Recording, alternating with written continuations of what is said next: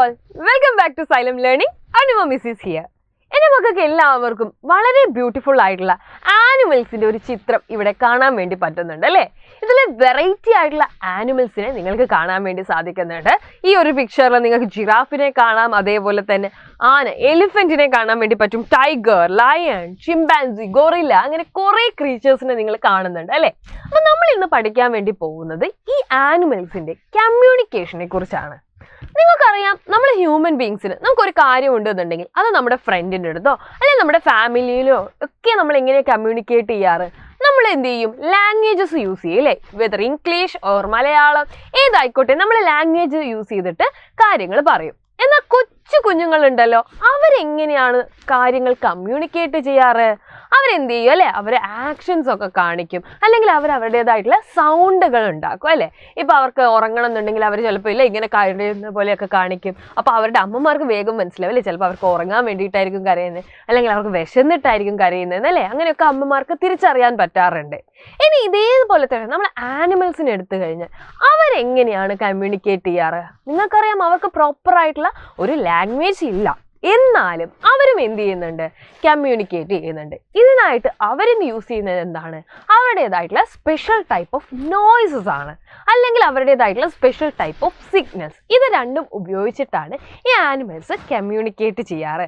അപ്പോൾ അങ്ങനെ animals communicate ചെയ്യുന്ന കുറച്ച് ഇൻട്രസ്റ്റിംഗ് ആയിട്ടുള്ള ടോപ്പിക്ക് നമുക്ക് പഠിച്ചാലോ? നമ്മുടെ ടെക്സ്റ്റ് ബുക്കിൽ അത് കൊടുത്തിട്ടുണ്ട്.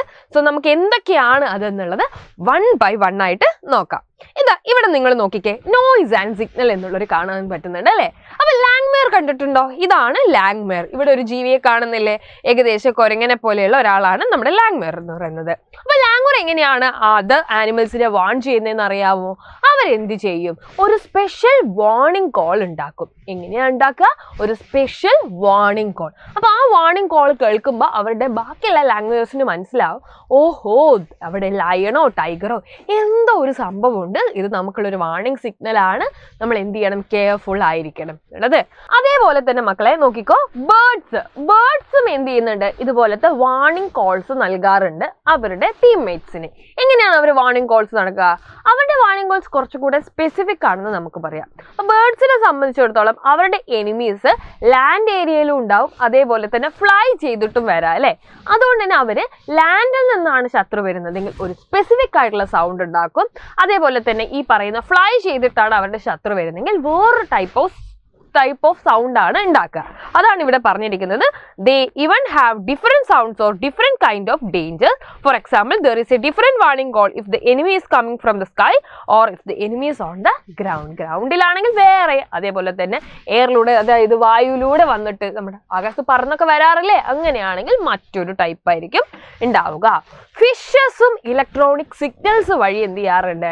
കമ്മ്യൂണിക്കേറ്റ് ചെയ്യാറുണ്ട്. അവരങ്ങനെയാണ് അലാം കോൾസ് നൽകാറ്. അതിനുള്ളൊരു സ്പെസിഫിക് എക്സാമ്പിൾ നമുക്ക് പറയാൻ വേണ്ടി പറ്റും. ഈ പറയുന്ന കുറേ ഐലൻഡ് ആയിട്ടുള്ള പ്ലേസസ് ഉണ്ട് അല്ലേ? ഇപ്പം നമുക്ക് ആൻഡമാൻ നിക്കോബാർ എടുക്കാം.